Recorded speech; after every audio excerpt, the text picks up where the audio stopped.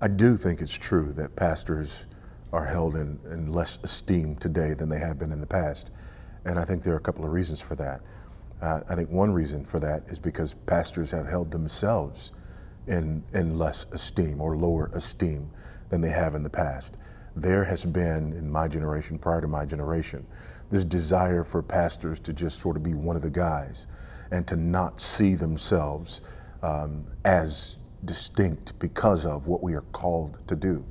And I think that's been harmful to the reputation of pastors. I think another reason for that is the role that pastors used to play in being a sort of conscience of the culture, and the fact that we have stepped away from that. The fact that we used to be the thermostat in the culture. We used to be the ones who were sort of leading the way and helping the culture think about things from a worldview perspective, from a theological and biblical perspective. We've now sort of retreated into our own worlds and into our own kingdoms. We're now building things for ourselves, looking inwardly and not looking outwardly at the responsibility that we have to engage and impact culture. Here's what's interesting to me. You talk to people about pastors addressing political issues, and their immediate response is that the church doesn't have any business in the political arena. Now, that's a very new idea.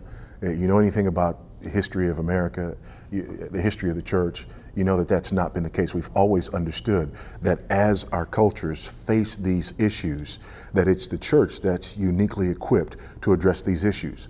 But there's an irony there, I believe, in our context. And that irony is pastors stand up in their pulpits now in our culture and spout psychology left and right. And nobody ever says, hey, this is not the place for psychology. But why do we believe that it's not the place for politics, but that it's okay for it to be the place of psychology? I'll tell you why. Because the other side has been effective in causing us to believe in this mythological separation of church and state that somehow makes it inappropriate for the church to have any say in what it is that the state does or thinks or how the state acts. If the church is not going to speak to the issue of truth and be a herald for the state and point the state to where truth is, then what's the only other alternative? The only other alternative is that man finds the truth in himself or in his courts. That's an untenable position. We cannot allow it. The Bible does speak to every issue in life, and our political issues are informed by our theology. There's no such thing as a politician or a political issue that is not theological. You cannot do politics without theology. So we have to, break this false dichotomy. I realize that there are pastors out there who are hesitant, pastors out there who are nervous or perhaps even afraid. And what I would say to those men quite simply is, remember what we find in the scriptures. Remember what Paul said to Timothy. God has not given us a spirit of fear. That does not come from God. We have to be reminded of that. I think also that pastors are afraid because they're succumbing to this fallacy of the excluded middle, that either, I am a political activist who's not involved with or engaged with gospel ministry, or I'm a real pastor, who would never touch on those issues. There is another way. Again, these issues are biblical issues. Let me put it this way.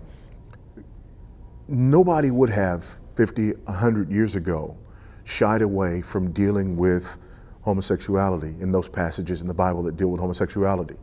Nobody would have shied away from dealing with marriage in those passages that deal with marriage. And nobody would have said that those passages were somehow political.